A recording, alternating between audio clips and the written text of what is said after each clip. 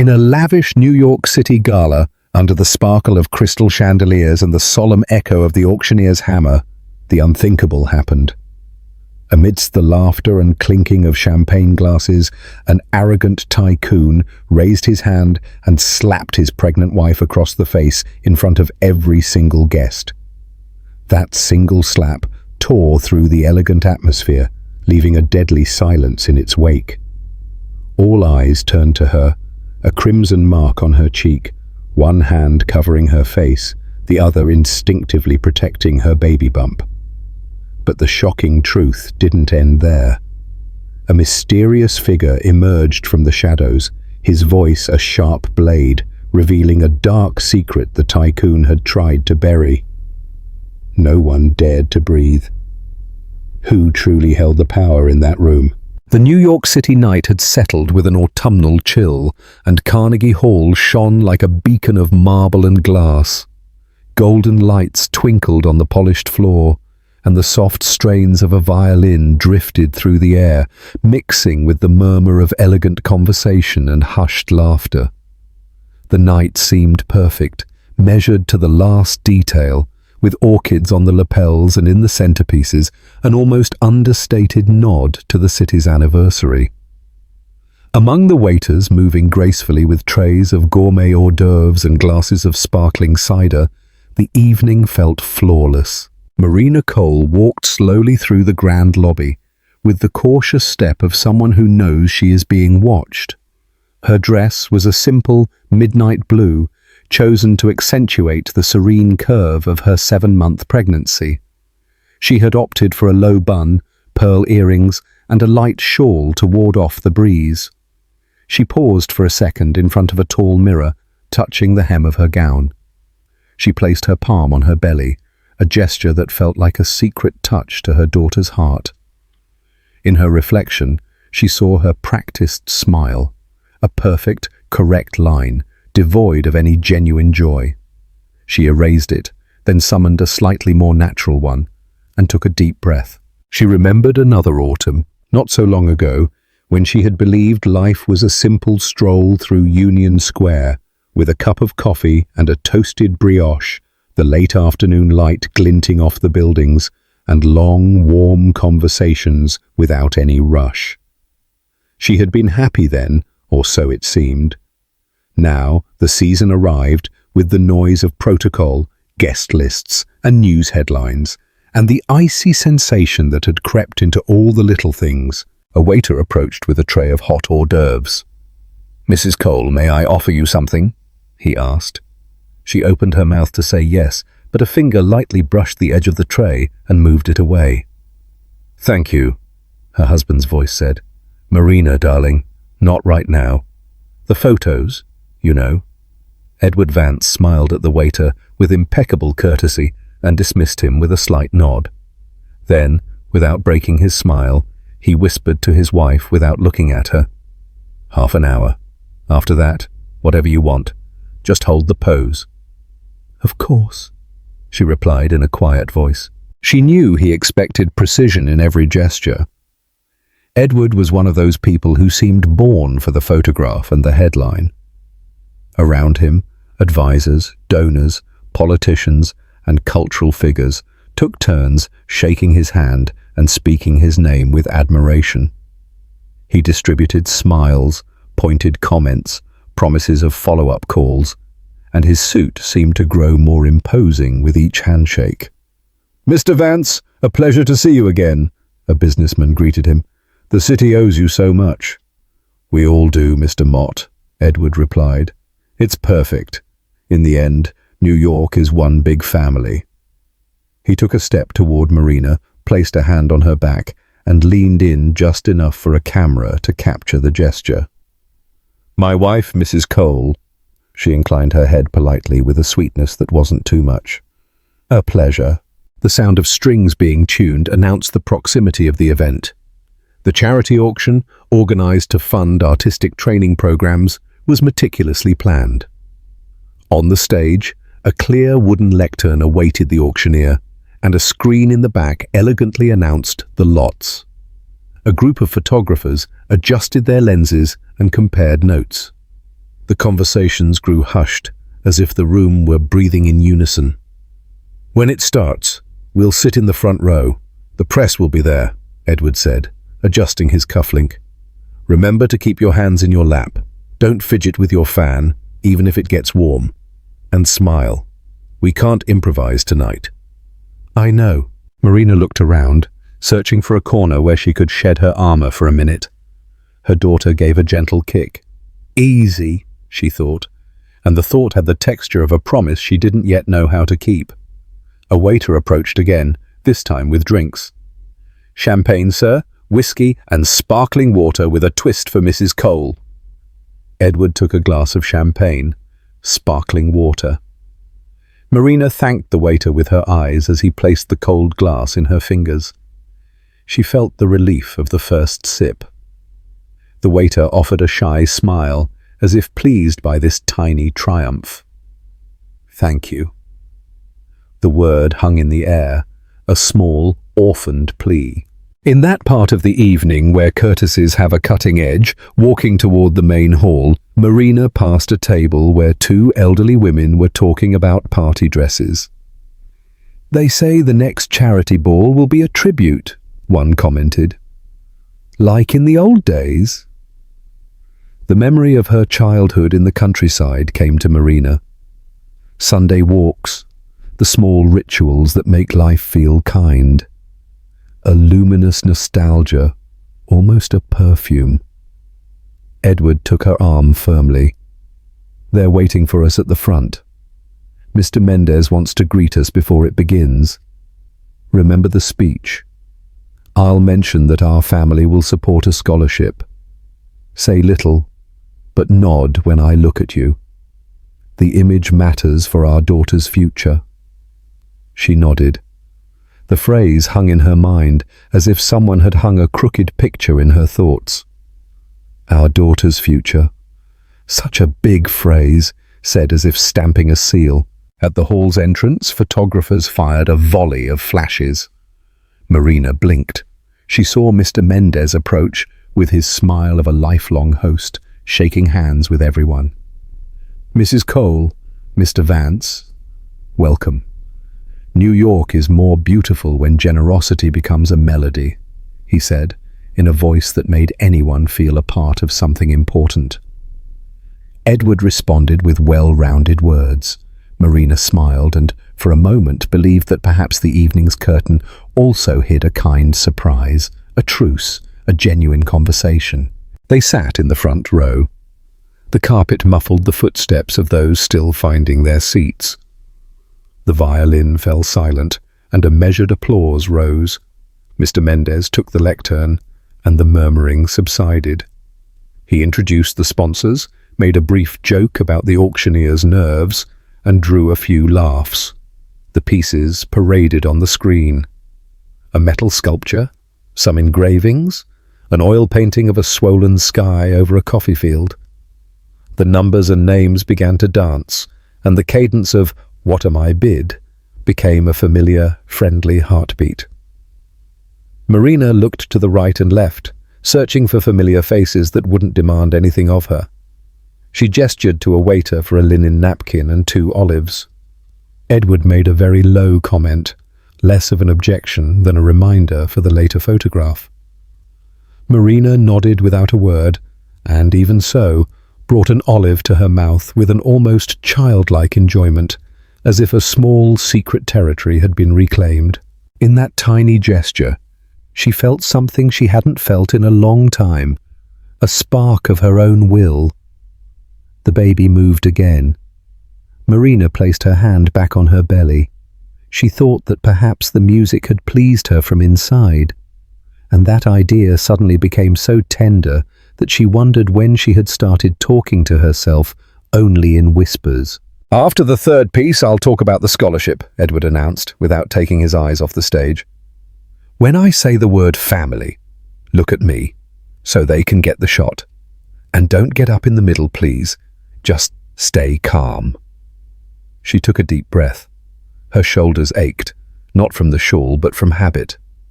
She remembered the spring before, a table on a sunlit terrace, a shared plate of street tacos. The words then were simple. She wondered if it was possible to re-enter a familiar season through a different door. A young photographer crouched beside her to get a different angle of the room, and before getting up, whispered almost soundlessly, with a strange respect, "You're beautiful, Ma'am." Marina looked at her in surprise and returned a smile that was all her own. The gesture felt like a first brick, a small foundation. The spotlights shifted in intensity, and the next piece was presented. Edward leaned forward, concentrating. She did not. She allowed herself a second of stillness.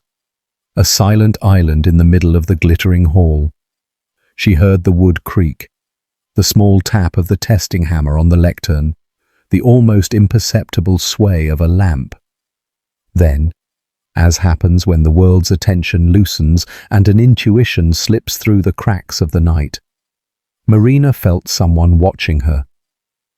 Not a curious or obvious stare, but one of those patient attentions that recognize a repeated gesture over the years. She straightened her back, as if the temperature of the air had changed, and carefully placed her water glass on the coaster so as not to make a sound. She swallowed hard. She didn't know why. Something, however, had rearranged itself inside her, as if a string had been pulled to the right tension. She didn't look immediately. She let the sensations sink in, letting her body say what her memory didn't dare.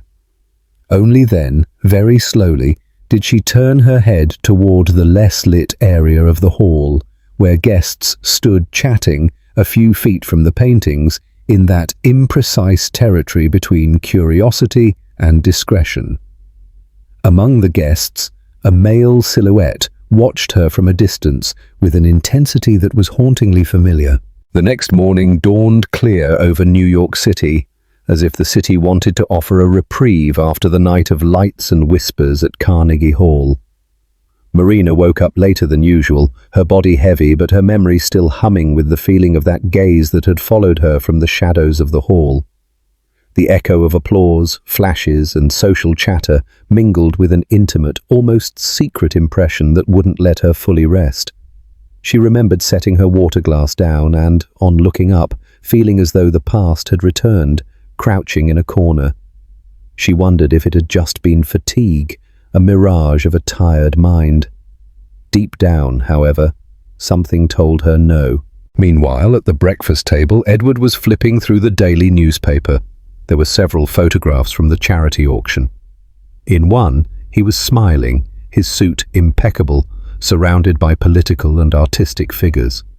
In another, Marina was shown in profile with a serene expression, though her eyes seemed to look beyond what the camera captured.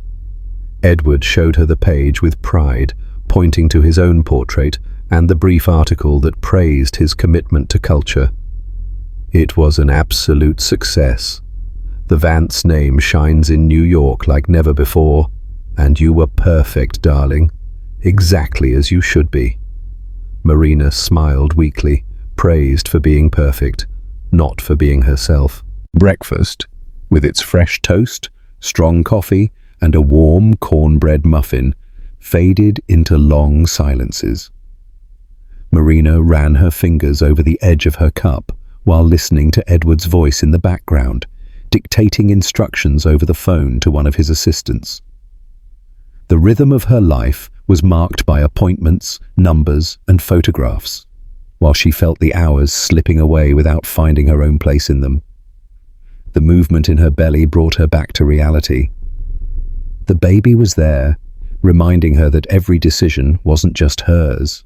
Later, alone in the living room, Marina turned on the radio. An old folk song was playing, reminding her of her childhood and afternoons spent in the countryside. She closed her eyes and could almost smell the apple pie, hear the church bells in the small town, and feel the calm of those years. Without realizing it, tears began to stream down her cheeks. They weren't tears of absolute sadness, but of a deep longing for a life that seemed to have been erased beneath layers of protocol and appearances. It was then that her friend Beatrice called. Beatrice was a practical woman with a firm voice and a warm heart, who always found time to care about her. "How are you, Mary? I saw you in the paper. You looked radiant, although I know you well enough to know you were exhausted." Marina hesitated, but in the end, she allowed herself to open her heart a little. "B, last night was strange. I felt like someone was watching me intensely, as if they had known me forever. It was just a moment, but I can't shake it." There was a brief silence on the other end. Maybe it was just the feeling of a big event, or maybe the past always finds a way to come back when you least expect it. In the afternoon, Marina went out for a walk. She needed air, needed to feel New York without flashes or practiced smiles. She walked slowly down Fifth Avenue, stopped to look at the shop windows, listened to a street musician playing blues with passion, and finally sought refuge in a small, hidden cafe. She ordered a coffee and a piece of homemade carrot cake and sat by the window. There, as the street buzzed on, she felt for the first time in a long time a space just for herself, a moment of calm, of knowing she was just an ordinary woman in the city, without titles or obligations. She turned her head to the door and saw a man enter. He was dressed in simple clothes, a dark coat and a light sweater. His steps were quiet, and when their eyes met, he gave a slight, almost imperceptible nod. A shiver ran down her spine. It was the same gesture, the same look from the night before. The stranger ordered a black coffee and sat a few tables away. He didn't try to approach or interrupt her space, but he also didn't look away completely. It was as if he wanted to make it clear that it wasn't a coincidence. Marina held her cup tightly. Her mind was filled with questions. Who was this man? What did he want? Why did he look at her as if he held a shared secret? Her heart was beating fast, not from fear, but from a mix of anticipation and nostalgia. She debated whether to get up and leave or stay and face the possibility of discovering something that had been buried for years. Finally, she paid her bill, left a few coins for a tip, and walked out into the street with a quick step. She felt she needed space to think. Looking back, she saw that the man hadn't moved. He simply followed her with his eyes, respecting her distance. That respect intrigued her even more. He wasn't a stalker. There was no hostility. There was patience, like someone who knows that time is on their side. Back at the penthouse, Edward was already in another video call meeting. Marina went in without making a sound, lay down on the sofa, and closed her eyes. The late afternoon light filtered through the curtains, bringing with it the distant rumble of traffic and the sound of bells. In that silence shared with her unborn daughter, Marina whispered, "If the past is coming back, I hope it's for the better." The day ended with the feeling that a new chapter was about to begin. Between doubt and hope, Marina understood that the stranger wasn't an accident in her life. He was the start of something she couldn't yet fully grasp, but which would inevitably change the course of her days. And so, as the sun set behind the buildings of New York, her unease became a seed that would soon break the quiet surface of her life to reveal a long-silenced truth. The Sunday dawn arrived with a crisp air in Mount View, the mountain resort town where Marina had decided to spend the weekend to escape the city's frenzy. The town, with its European-style houses and nature that seemed to breathe in every corner, offered a perfect refuge for her tumultuous thoughts. She walked slowly through the main square, wrapped in a light coat, with a wool scarf covering her neck. She watched the families strolling, the tourists taking pictures, and the elderly chatting on benches as they shared the newspaper. There was a human warmth in the atmosphere that contrasted with the coldness of her recent life. She remembered the cafe in New York, that man who seemed to know her, and a shiver ran down her spine.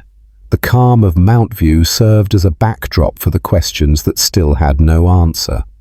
When she reached a cafe near the center, Marina sat down and ordered a hot chocolate with toasted brioche and jam. The waiter, an older man with a grey moustache, smiled and wished her a good morning in a cordial tone that made her feel welcome. Marina returned a genuine smile. It was this kind of simple human interaction that she missed so much in a life surrounded by luxuries and empty obligations. As she took small sips, she observed the majesty of the church illuminated by the first light of day. She felt that here, amidst this beauty and simplicity, she could begin to hear her own voice, the one she had silenced for too long. It wasn't long before her phone rang. It was Edward, who, even on a Sunday, was already immersed in a day of meetings. His voice sounded distant and preoccupied. "I hope you rest well. Next week will be intense. Foreign investors are coming. I need you to be flawless, as always." Marina replied calmly, but hung up with a sense of emptiness. All he expected from her was image, perfection, appearance. He didn't ask about her actual rest, or about the baby she carried in her womb, or about what she felt. That absence weighed on her more and more. When she put her phone away, someone approached her table. It was the same man from the New York cafe. He was dressed simply, in a leather jacket and a light grey sweater. His eyes, dark and steady, looked at her with a mix of nostalgia and respect. "Marina," he said softly, as if her name had been held for too long in his memory. She froze. How could he know her name? The silence stretched for a few seconds, interrupted only by the murmur of the square. Finally, Marina took a deep breath and asked, "Do we know each other?" The man nodded slowly. "Yes. We've known each other for many years. I didn't expect to find you here, but when I saw you in New York, I knew I couldn't stay silent." Marina shifted in her seat, trying to maintain her composure. Her heart was pounding, knowing that a door to the past was about to open. He introduced himself as Raphael, an old friend from their youth, someone who had shared afternoons of studying and dreams with her in college. Marina, surprised, searched her memory, and little by little, she reconstructed the young face that had now transformed into this mature man. Raphael spoke to her about those times, about how she used to tell him about her dreams of traveling the world, of writing, and of building a full life. He remembered small details that only someone close could know, and with each word, Marina felt a forgotten piece of herself re-emerging. They talked for a long time. Raphael told her that life had taken him down difficult paths, that he had lived abroad and had now returned to the US, seeking to close unfinished chapters. His tone was not dramatic, but serene, like someone who accepts that life leaves scars, but also lessons. Marina listened attentively, moved by a sincerity that contrasted so much with Edward's calculated world. Suddenly, Raphael asked her in a low voice, "Are you happy, Marina?" She fell silent. She couldn't answer with an honest yes, nor with a categorical no. Happiness was a concept that had slipped through her fingers. She had material security, social recognition, but happiness? Her eyes filled with tears, and she looked away. "I don't know," she whispered. Raphael didn't press.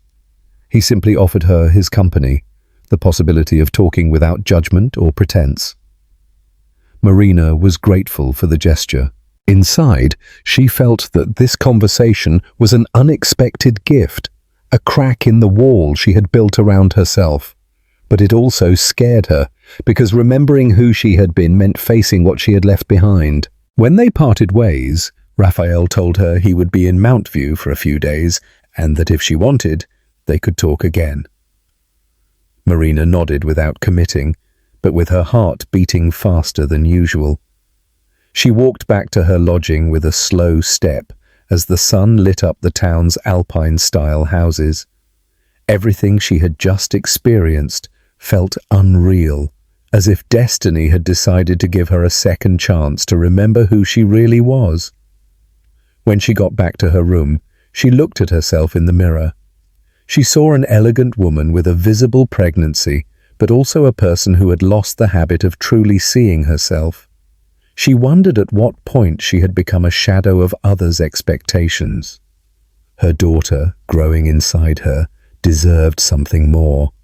She deserved a mother who knew what she wanted, who had her strength back. The afternoon passed between reflections and silences.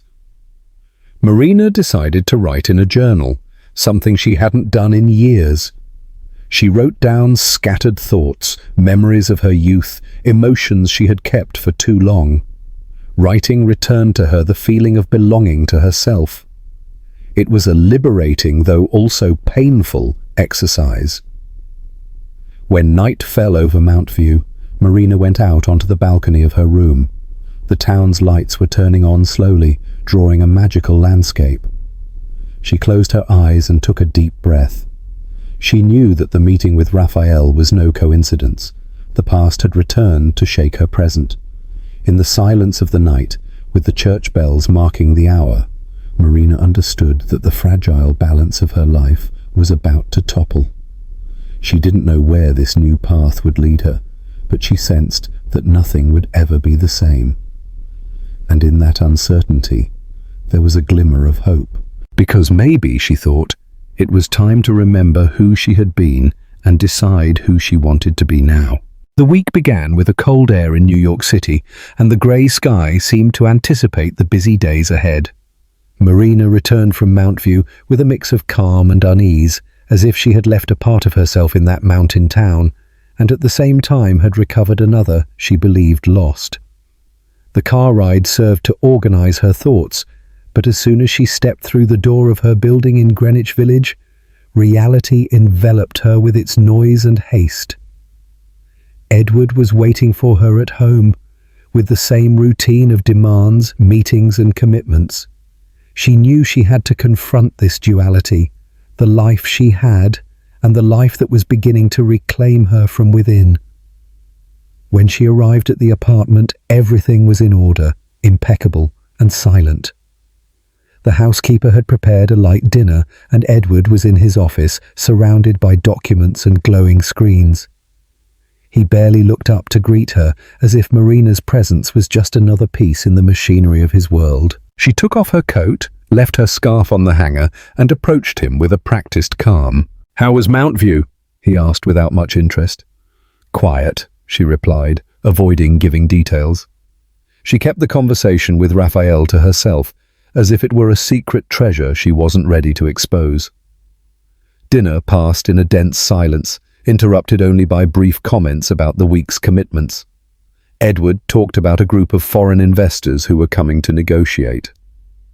Marina listened, nodded, but her mind was traveling to the square in Mount View, to Raphael's words, and to the question that had disarmed her. "Are you happy?" That question was still floating in the air, and every time she remembered his voice, something inside her stirred. The next day, Marina went early to a medical appointment at a private clinic on Fifth Avenue. The doctor, a young woman with a kind demeanor, explained that the pregnancy was progressing well and that she should try to rest more. Marina listened attentively, but her gaze was lost out the window facing the avenue. She saw cars, buses, people in heavy coats rushing to work. She felt that the city moved at a pace that no longer fit with her inner self. After the appointment, she walked without a fixed destination and ended up entering a neighborhood bakery. She ordered a coffee with milk and a slice of homemade cornbread cake. There, surrounded by simple people who were reading the newspaper or chatting lively, she once again experienced the warmth she so longed for. As she stirred her coffee, she thought about her daughter and the future she wanted to offer her. It wasn't just about financial stability, which was already secured, but about a home where tenderness and sincerity were the daily bread. Could Edward give her that? Could she build it alone? The figure of Raphael appeared as a reminder that there were alternatives, that life could have other colors. That afternoon, Edward hosted a dinner at home with two business partners and their wives. Marina, as always, had to fulfill the role of the impeccable hostess. The table was perfectly set, with a white linen tablecloth, crystal glasses, and soft candles. Marina wore a dark blue dress, sober but elegant. During dinner, the conversations revolved around business, investments, and luxury trips. Marina smiled, participated with appropriate comments, but inside she felt distant, as if the whole scene were a play in which she was acting a learned role. One of the partners, with some curiosity, asked if she had travelled recently. Marina mentioned Mount View briefly, and Edward hurried to add that it had just been a short rest, as if to diminish the importance of the experience. Marina stayed silent, but she felt a lump in her throat. It wasn't about Mount View itself, but about the freedom of having decided something for herself. At the end of the night, when everyone had left, Marina collected the dishes with slow movements. Edward approached her and said, "I need you to be focused on what's coming. Everything depends on us showing a united, confident, successful front." She looked him in the eye and replied in a soft voice, "And what about us, Edward? What about what we really are?" He frowned, confused or perhaps annoyed, and chose not to answer. He went back to his office, leaving Marina alone in the dining room. That night, she barely slept. She got up several times, went to the balcony, and watched the city lights. The distant noise of cars and sirens kept her awake. In the midst of that vigil, she made the decision to see Raphael again. She didn't know exactly why or what she expected to find, but she sensed that she had to follow that invisible thread that connected her to her past and to a part of herself. 2 days later, taking advantage of a business trip Edward was on to Atlanta, Marina got in her car and drove to Mount View. The drive felt different this time, as if it was no longer an escape, but an act of personal affirmation. When she arrived, the cold air greeted her again, and the sound of the church bells welcomed her. She walked to the same cafe where they had met, and there, sitting at a back table, was Raphael. His expression lit up when he saw her, as if he had been waiting. They talked for hours, sharing memories, confidences, and silences. Raphael told her more about his life, about the losses he had faced and the lessons he had learned. Marina, little by little, also began to open up. She spoke about her marriage, about her sense of emptiness, about her fears as a mother. Each word freed her a little more. Raphael didn't interrupt. He just listened with a genuine attention that she hadn't experienced in a long time. When the clock marked late afternoon, Marina felt she had crossed a threshold. There was nothing explicitly romantic, but there was a deep connection, a complicity that gave her strength. They said goodbye with a hug that lasted longer than usual. And as she stepped out into the street, Marina took a deep breath, aware that her life was taking a new turn. Back in New York, as the car advanced through the hills and landscapes, Marina understood that she could no longer continue to hide her inner conflict. The past had returned in the form of Raphael, but the real challenge was in herself, deciding whether she would continue living as a shadow in Edward's world or dare to reclaim her own voice. Night was falling on the city when she got home. In her heart, fear and hope mixed, and in that mixture, Marina knew that the decision was getting closer, although she still didn't have the courage to say it aloud. The dawn over New York brought a fresh air that contrasted with the whirlwind of emotions Marina carried inside. After her meeting with Raphael, the days seemed tinged with a distinct clarity. However, every time she crossed the door of her home in Greenwich Village, the heaviness returned like a coat too heavy for spring. The luxury and impeccable order of that apartment no longer offered her security, but the feeling of being trapped in a display window. That morning, Marina decided she could no longer maintain two worlds in silence. The memory of Raphael's gaze, serene and honest, accompanied her like an echo that urged her to be brave. During breakfast, Edward was flipping through the financial newspaper while drinking black coffee, as always, focused on numbers and news from international markets. Marina, in turn, barely took a sip of her tea. She felt an urgency to speak, though the words were stuck in her throat. "Edward, I need us to talk," she finally said. He looked up with a distracted gesture and replied, "Of course, but not now. I have a meeting in an hour with the investors. Can it wait until tonight?" Marina nodded slightly, though inside she was seething. This constant postponement had become an invisible wall she was no longer willing to accept. Later, Marina visited her father at his home in Brooklyn Heights. Mr. Anthony, a retired man with sober manners, greeted her with a warm hug. They hadn't seen each other in weeks, and he immediately noticed the restlessness in his daughter's eyes. Sitting at the kitchen table, amidst the aroma of fresh coffee and cornbread cake, Marina opened up for the first time in a long time. She told him about her doubts, about Mount View, about Raphael, about her fear of raising her daughter in a home without tenderness. Mr. Anthony listened patiently, stroking her hand. "Daughter, life is not just about fulfilling what others expect of us. It's also about finding a space where your heart can breathe. You can't erase everything for the sake of appearances. Think about your daughter. Think about yourself," he said in a grave voice.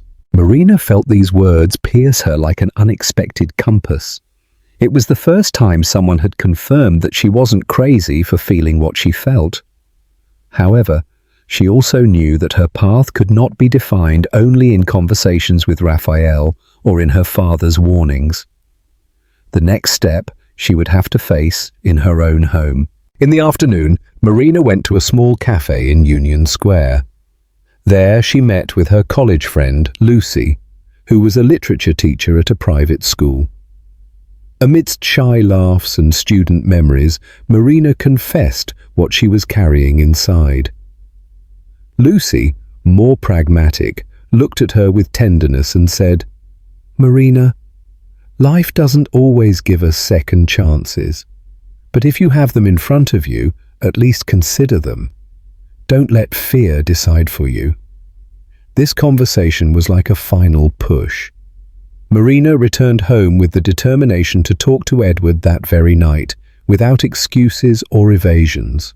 When he arrived later, tired from his meetings, he found Marina waiting for him in the living room, standing by the window. The soft lamplight fell on her serious, determined face. "Edward, we need to talk now," she said firmly. The conversation began with contained tension. Edward tried to evade her with phrases about the importance of stability, of business, of maintaining their image for their partners. Marina, on the other hand, spoke from a place of vulnerability.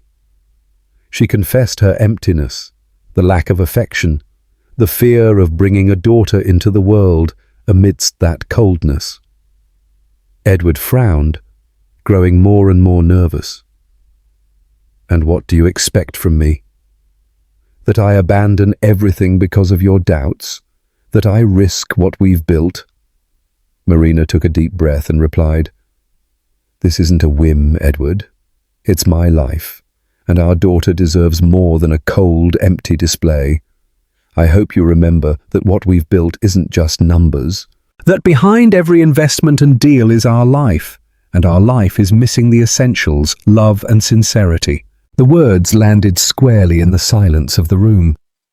Edward got up, paced back and forth as if looking for an exit that didn't exist. Finally, he stopped and looked at her harshly. "Is there someone else?" Marina hesitated for a few seconds, and that hesitation was enough for him to understand. He didn't need to hear a name. Marina's silence spoke more than any answer. The tension became unbearable. Edward grabbed his jacket and left the apartment without saying another word. Marina was left alone with the lights on and the echo of the violently closing door. She felt fear, but also relief. She had taken a step she had been putting off for too long. The next day, Edward did not return. Marina knew this because his side of the bed remained untouched. She spent the day immersed in contradictory thoughts. On one hand, she felt remorse for having revealed Raphael's presence. On the other, she knew it was impossible to continue hiding the obvious. In the midst of this confusion, she received an unexpected call from Raphael. He told her in a calm voice, "I know you took a difficult step. Don't pressure yourself. I'm here, whenever you want to talk." These brief, simple words gave her peace. She felt that, despite the storm, there was a hand extended to her, not to save her, but to walk by her side. That night, as she walked alone through Central Park, Marina contemplated the city lights reflected in the lake. She remembered her father's words, Lucy's, Raphael's. The fresh air filled her with clarity. She knew the path would be long, that there would be disapproval, perhaps ruptures. But she also understood that every step she took brought her closer to the life she wanted for her daughter and for herself. The chapter ended with a sense of tense calm, like the silence before a storm. Marina returned home with the conviction that her destiny would no longer be defined in Edward's offices or in the numbers of financial newspapers.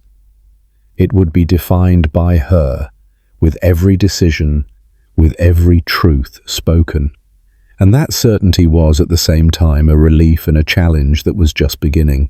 The dawn of the next day would bring new challenges, and this time she didn't plan to face them with fear, but with the certainty that her life finally belonged to her. The morning woke with a clear sky over New York, a contrast to the turmoil Marina carried in her heart. She had slept little, replaying the documents Raphael had given her over and over. That evidence was irrefutable and pointed to Edward's multiple cases of fraud and deceit. The day before, she had felt fear, but now that fear was transforming into determination. She knew she could no longer postpone the confrontation. The time had come to face him not just with words, but with the truth he had tried so hard to hide. The memory of the meeting in Atlanta was still present, but now it took on a new weight. There she had decided not to stay silent anymore, and now, in the city, she was going to take the final step. Raphael had suggested meeting at a law firm on Fifth Avenue, where a team was already waiting to help her give legal form to her complaint. Marina walked with firm steps, although a whirlwind of emotions besieged her. She thought of her daughter, Sophia, and the future she wanted to build for her, far from Edward's shadows, and the promise that someday she could reclaim her peace. The New York City scene was vibrant. It was a Tuesday morning, and Fifth Avenue was bustling with commuters, yellow taxis, and the clinking of cups in cafes. Marina arrived at the stately building where they were waiting. There, she met Dr. Helen, an experienced lawyer with grey hair and a warm voice that gave her confidence. Raphael was present, along with Lucy, who had travelled from Boston to support her. The room was sober, with shelves of legal books and large windows through which the city's light streamed. Dr. Helen listened attentively as Marina recounted her story. The tone of her voice oscillated between firmness and contained emotion. Raphael filled in the technical details, showing the emails, statements, and altered contracts. Lucy, with a protective look, nodded and encouraged her to continue. Dr. Helen, in the end, placed her hands on the table and said with conviction, "With this material, we can not only stop Edward, but we can also demand justice and protect your future." Marina felt a deep sense of relief, as if a huge weight had been lifted from her shoulders. During the meeting, however, an unexpected detail emerged. Among the documents was one that revealed a recent move. Edward had placed a property she didn't know about in the name of a third party. This maneuver indicated that he was still acting in the shadows and that he probably already suspected Marina was exposing him. The discovery created a tense silence. Raphael frowned and said this meant time was running out. Marina understood that she couldn't waste any more days, that she had to act immediately. The chapter's climax arrived when Dr. Helen proposed a step beyond, summoning Edward for a formal meeting at the office, with witnesses and a notary present. "It's time for you to confront him with the evidence, and for him to see that he can no longer manipulate you," the lawyer explained. Marina hesitated for a moment. The idea of facing Edward shook her, but it also ignited a fire of dignity. She knew she had reached the decisive point of her story. After a silence that seemed eternal, she replied, "I accept. I want to look him in the eye and have him know that he no longer controls me." The plan was drawn. Dr. Helen would organize the meeting for 2 days later. Marina would spend the remaining time preparing every detail with Raphael and Lucy, anticipating Edward's possible reactions. The tension was palpable, but so was the hope.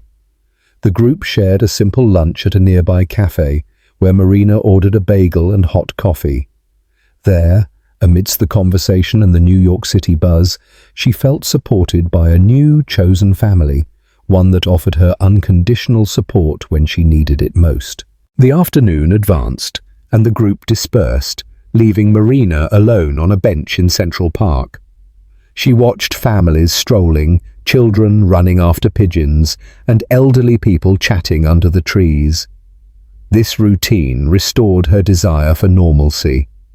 She thought about how she had allowed Edward's power and ambition to dominate her life, and how much she wanted to reclaim the simplicity of the authentic.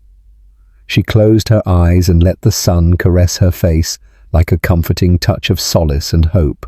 The cliffhanger occurred as night fell. Marina was returning to her hotel when she received an unexpected message on her phone. The sender was Edward. The text, brief and cold, said, "I know what you're doing. Don't mess with me or you'll regret it." Marina stopped abruptly in the middle of Fifth Avenue.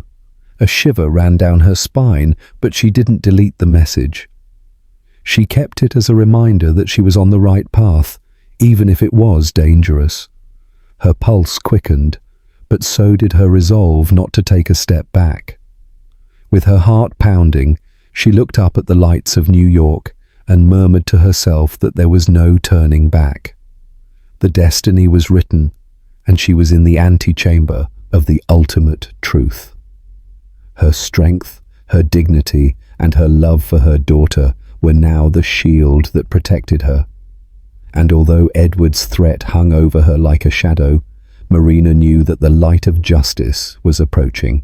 The chapter closed with her silhouette walking alone down Fifth Avenue, certain that in the next confrontation, everything would be decided. The day dawned with a clear sky over New York City, as if the city wanted to offer Marina a serene backdrop after the storm she had been through. The previous night had been a whirlwind of emotions. The final confrontation with Edward had closed a cycle that for years had kept her a prisoner of fear and silence. Now, as she opened the curtains of her small home in the Pine Ridge neighborhood, she felt an unfamiliar peace. The fresh morning air filled the room, and with it, the certainty that she had reclaimed her life. The echo of Dr. Helen's words in the courtroom still resonated in her memory. The truth always finds its way, and she had found it. Edward, unmasked, had lost the power to manipulate and humiliate. Marina thought about how ironic it was. The man who had built an empire on appearances, lies, and abuse had crumbled in a matter of minutes when the truth came to light. She had cried, trembled, and doubted, but she had never given up.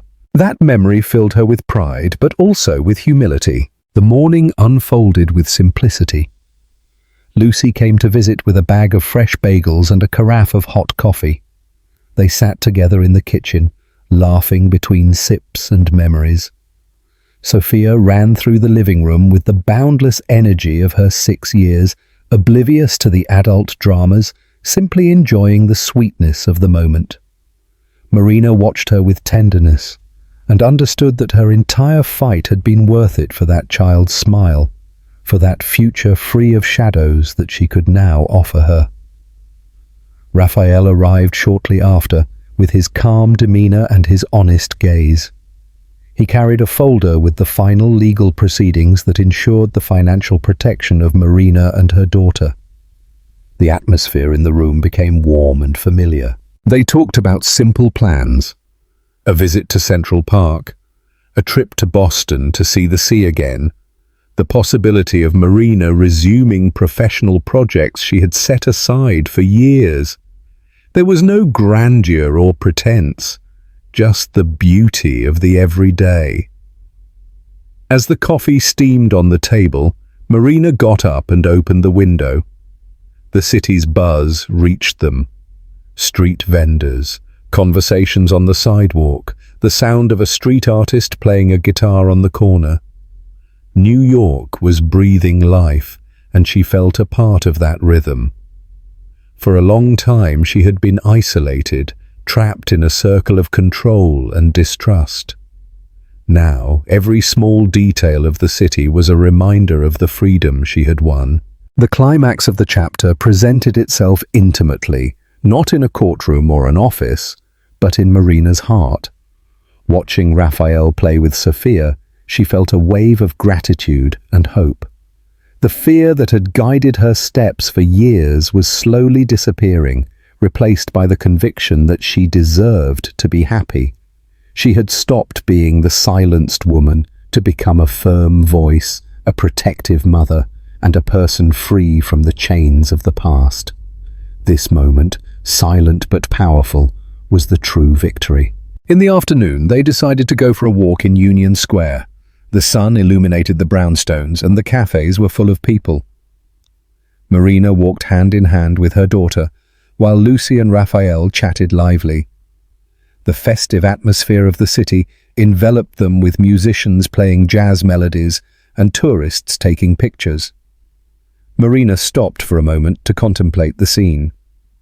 She thought that this place, a symbol of the city's history, was also the perfect backdrop to celebrate her own rebirth. The resolution came in the simplicity of this walk. Marina, looking around, understood that she didn't need anything grander than what she had at that moment: family, friendship, and dignity. The past with Edward was left behind, like a shadow that dissipated with every laugh from Sophia and every word of support from her friends. She knew there would still be challenges and difficulties, but now she had an inner strength she had never felt before. The cliffhanger was a possibility rather than a threat. When they sat down at a cafe in the square, Raphael told her softly about a project they were developing in Atlanta that needed a committed director. "It could be your opportunity to start over, to show your talent in a clean environment," he said. Marina did not answer immediately. She looked at her daughter, then at Lucy, and finally at Raphael. In her eyes shone a mixture of hope and doubt. The chapter ended with that gaze, full of a future, like a door ajar to a new life. The final note that floated in the air was clear. Marina had closed a cycle of pain and humiliation to open another of hope and reconstruction. The vibrant, luminous city of New York became the setting for an unexpected beginning.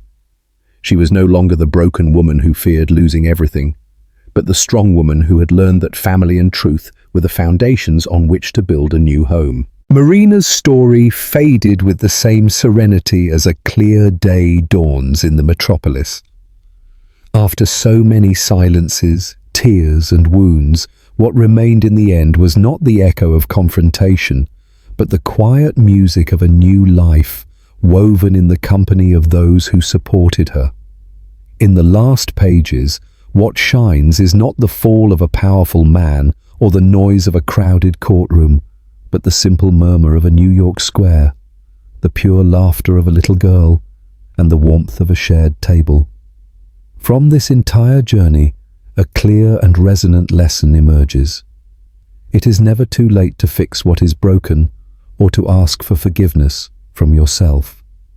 Redemption, in the end, is not born from grand gestures, but from small daily decisions, from the courage to get up after a fall and to reach out to those we love. Like a lamp lit in the window of a country house, the light of family guides us even on the darkest nights and reminds us that true strength is not in power, but in the tenderness we are able to offer. What part of the story touched you the most? Leave your comment and don't forget to subscribe to the channel and like this video for more stories like this.